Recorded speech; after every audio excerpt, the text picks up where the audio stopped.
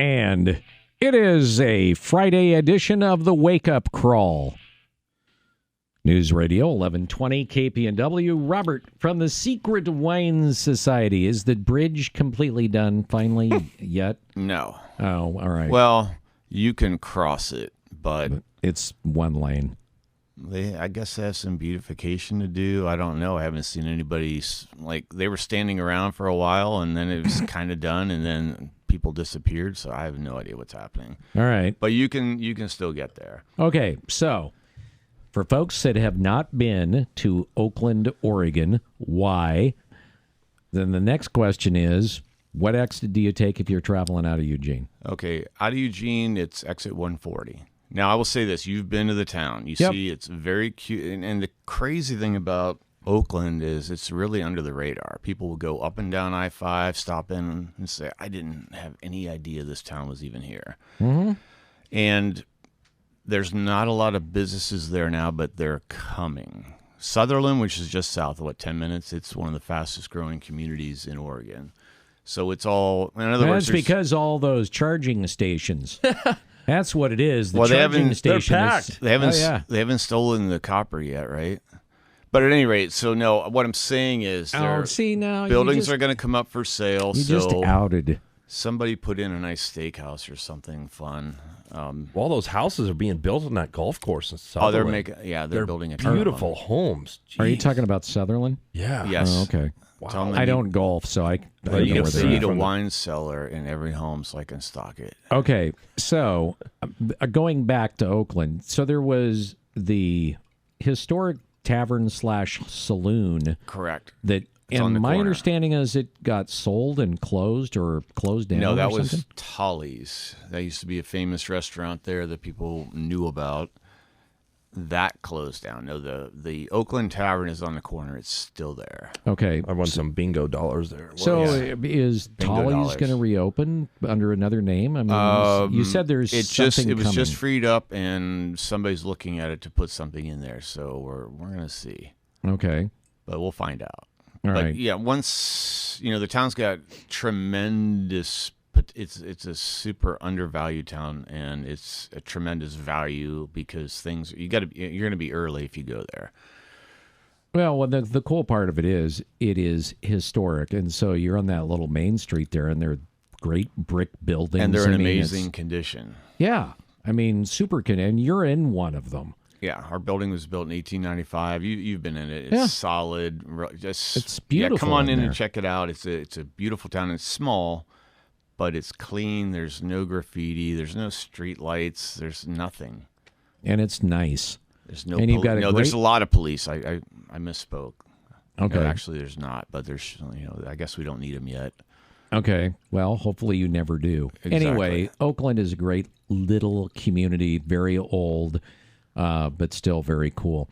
And the Secret Wine Society has one of the, if not the largest wine library in the state. And you can go in there and just look at the shelves and go, what? I didn't even know that wine came from the Canary Islands. If it's not the most extensive, it's definitely ferruginous. So it's eclectic and just there's a little bit of everything. All right. So, what did you bring us today? This is really good. Well, so this is an interesting. This is from. This is an Italian red, and this is made out of a grape called Corvina, and that grape is grown. There's a little bit in Argentina, but most of it's grown in the Veneto region of Italy. So this grape is used. Mostly, people will see it blended into Amarone, which is a very big, famous wine, which is also very expensive to get a good one. But they'll take that grape, and instead of blending it with Molinara and Rondinelle, other grapes, to make this Amarone, which is a special process. We'll bring some of those in sometime. But this is done separate as a nice, really pretty, medium-bodied, nice acidity. So it's just a wonderful table wine. And like I said, you can get some rose petal on the nose, a little bit of cherry, maybe some sour cherry. So this, the winery is called Scaia, Scaia, 2021 Rosso from Veneto, 100% Corvina, and it runs like $22. It's a tremendous deal for a Tuesday red. It's not loud. It's quiet. It's mellow. It's easy drinking. And it was kind of interesting because you say that it's dry, and it's sort of like in the middle you kind of get the dry, and then on the end it's kind of juicy and just a little bit of sweetness. There's a lot of fruit in there. It's really that's really pleasant. What is the difference between a table wine and a not table wine? Well, when you say a table wine, what does it even mean? What I mean is if I go into some random restaurant, let's say I'm on vacation, I go in, they have a house red. That's a table wine? It's supposed to be just good for the money, just solid. It's not going to blow you away, but it needs to have all the parts there. Mm-hmm. In other words, you don't want to put your nose in and think like this stuff is awful, right? It should at least be, I don't expect to be blown away. If someone's like, okay, we have a house red, here it is. Okay, like they might not even know what's in it, right, or tell you. But it should be solid. You know, like this, if I got this at a restaurant, they said, this is our, and you could glass pour this. Mm-hmm. It's not $100 bottle. You could glass pour it, and if I got this, I'd be very happy. Because all the parts are there. It's like you said, it's not loud, it's not taken over. A little bit juicy, like you said, nice fruit on the back, really good acidity, so it's going to go really well with food. I mean, it's a smoking bargain.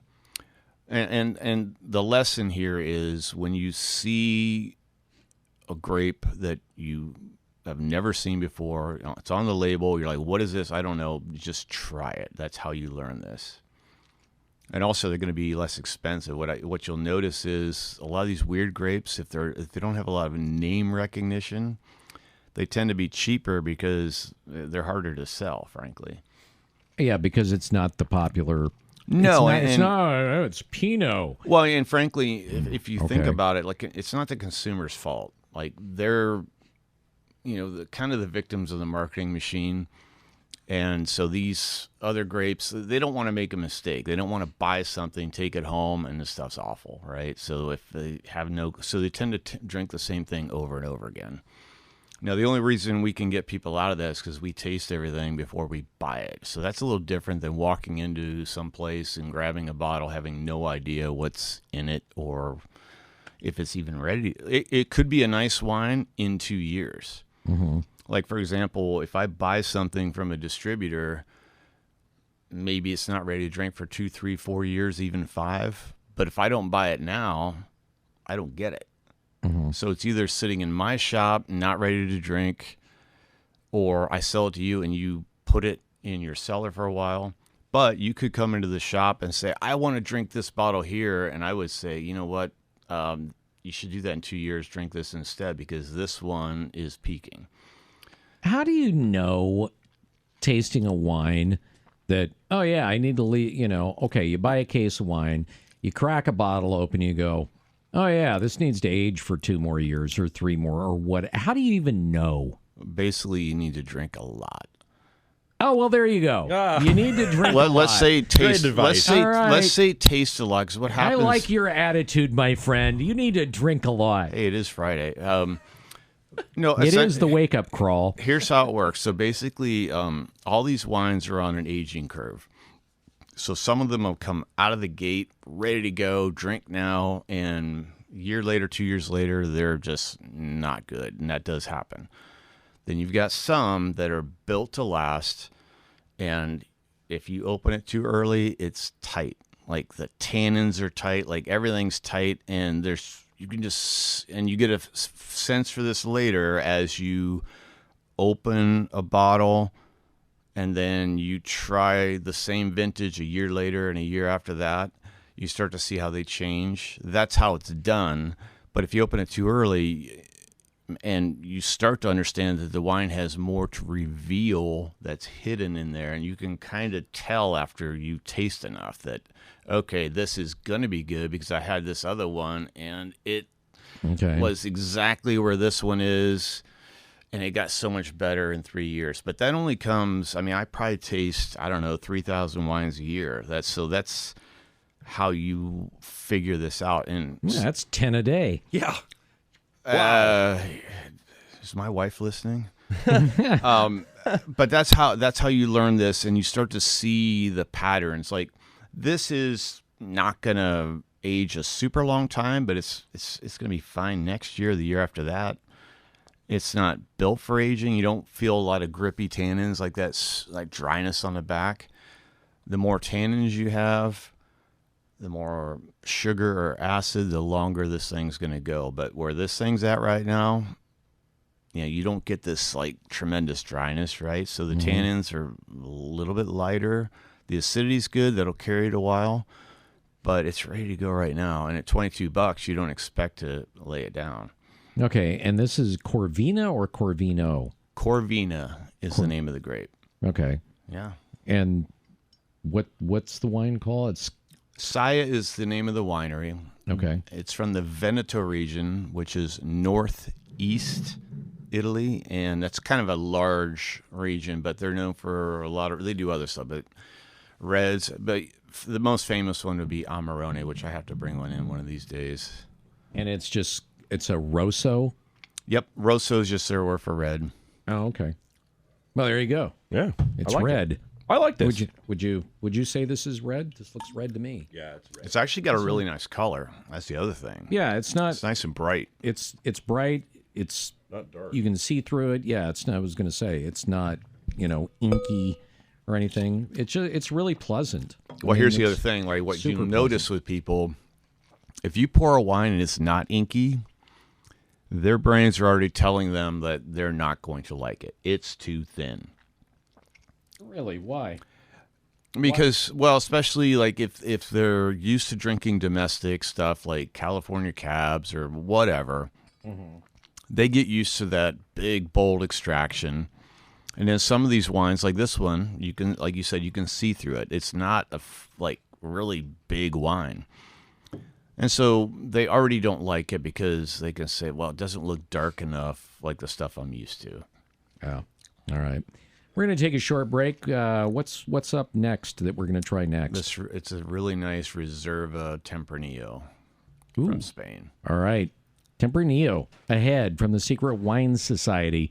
Next on the Wake Up Call. Good morning. Wake Up Crawl. Okay, I can honestly say we've never played this as a bumper song before. No, I think it's a good finish to a week. Okay. I'm not going to disagree. Cool. Good. Yeah, energetic, funky. Does Robert from Just like Secret Gary. Wine agree? What's that? We cool with this song? Yeah. Do I have a choice now? Well, yeah, you do. Oh, okay. Yeah, that works. Hey, we're equal here, okay? When you're here, I thought it we're was equal. already playing. All right.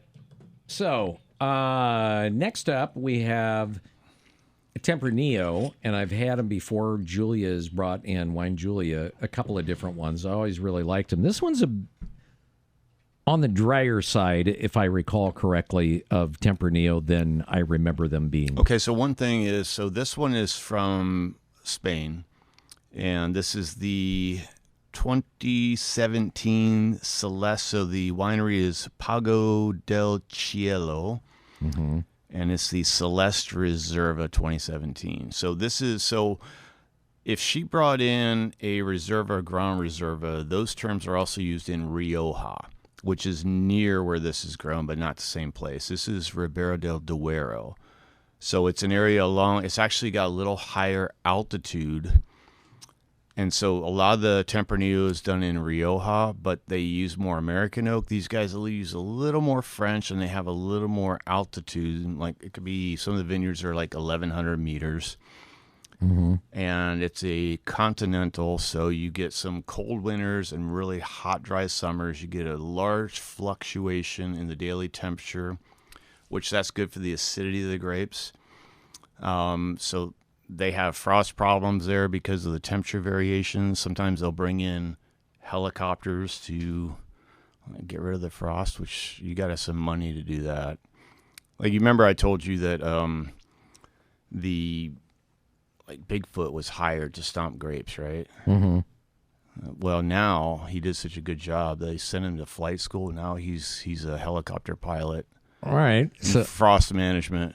frost management. Yeah. I like that. Anyway, so they will put Reserva on here occasionally, but sometimes you don't see anything on these because they don't want to be like Rioja. But this spent 16 months in partially new French oak and American oak, and 40-year-old vines, and it's smooth already in the middle. Smells wonderful. Yeah, I was going to say, I mean, you say smooth. I say really clean. Yeah. It's very clean in the middle. I mean, it is dry up front, though. Or I say, sure. like, no hard edges. Mm-hmm. It's not, like, poking you with tannins anywhere. Gary likes this one. I do like. You know what? I think I like this one better than your previous one. He likes anything I bring in that's like $50 or above. Is this 50? Is this $50 or above? This year it is. Is this $50 or above? Yeah, it's very, very nice wine. And okay, so actually for this quality, that's not a bad price. Okay, so a very nice wine. That must be some sort of wine lexicon for, this is an expensive one. Is that what we're saying here? Well, I always tell people there's no one-to-one correlation between price and quality, but there is a floor, and there's a certain range of prices where if you, like the QPR, like this one, the quality-price ratio is outstanding. Because if you get other things that are made like this, they could be way more expensive. If they're less expensive, they're not usually this good. So how much is this a bottle? It's right around $50 even, I think. Oh, give or see, take. I was thinking, okay, here we go, sticker shock. I've seen a lot of wine that's way more expensive than that. Well, I was just looking up the new restaurant at Bandon Dunes. Yeah. Ghost Tree. Can't wait to go there. It looks amazing. But you get stuff off the wine list there. Like for a bottle, you're paying a lot of money. So, yeah. Everything at Bandon Dunes is overpriced. Well, I guess if you have billions of dollars, it doesn't matter much to you. Okay, so all right. Last but not least, so yeah. we're still we are in Spain again. This is actually a vermouth. It's an extra dry vermouth. So let's get this one to you. And now, so would this make a good martini? Well, there's a lot of ways to use vermouth. So hold on a second, Gary. Can you reach with those long gorilla arms? There you go. So vermouth is made from white wine, and it's fortified, and it's aromatized. In other words, they have their Colonel Sanders Severn secret herbs and spices, and each place is different. But that's a sweet vermouth. To me, that tastes sweet. Yeah, and they're calling this extra dry. So, yeah, the sweet ones will be sweet. This is extra dry? According to the label, Bianco. Okay, you try that and tell me that you think that tastes extra dry. Bianco Extra Seco. So this is from Hado. So this is in the Rioja region, and I don't consider this to be extra dry. All right. Well, I'll take your word for it. Well, dude, try it and tell me what you think. Okay, you're supposed to be Mr. Wine Expert, dude. Well, first, it smells amazing. It does. It smells great. 2 minutes? Okay. Do you think that really that's dry? Well, if I bring in the one that's not dry, you would say it's dry, but yes, I see what you're saying. I don't see that as being dry. Yeah, it's if I bring in a sweet one, it'll be, well, here's the thing. You can drink these like we're drinking them now. In Spain, they will sometimes just pour it and put some ice in it and maybe some citrus rind, and boom, you're done.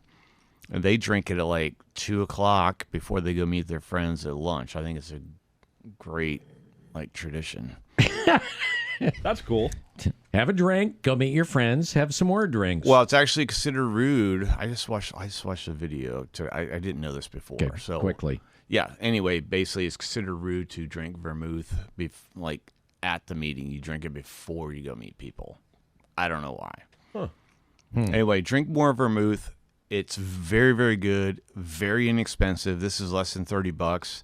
Lasts a long time and absolutely delicious in multiple uses. If you're into mixed cocktails, boom, there you go, or just straight. All of a sudden now I want to try it with my copper-infused or pepper-infused vodka There you go. and make myself a Cajun martini. All right. We got just about 20 seconds here. Secret Wine Society open this weekend. What are the hours? Yes, so noon until 8 o'clock. All right. And it's exit 140 as you travel south out of Eugene. It's about, 40 minutes out of here? Yep, and Sunday 12 to 5. See you guys there. All right. Go out to the Secret Wine Society this weekend. It's going to Have a be great raining. weekend. Great day to sit inside Cheers, and drink everyone. wine. Yeah. All right. We will see you Monday morning on the Wake Up Call here on News Radio 1120 and 93.7 FM. Streaming live at kpnw.com. Bye-bye. Salute.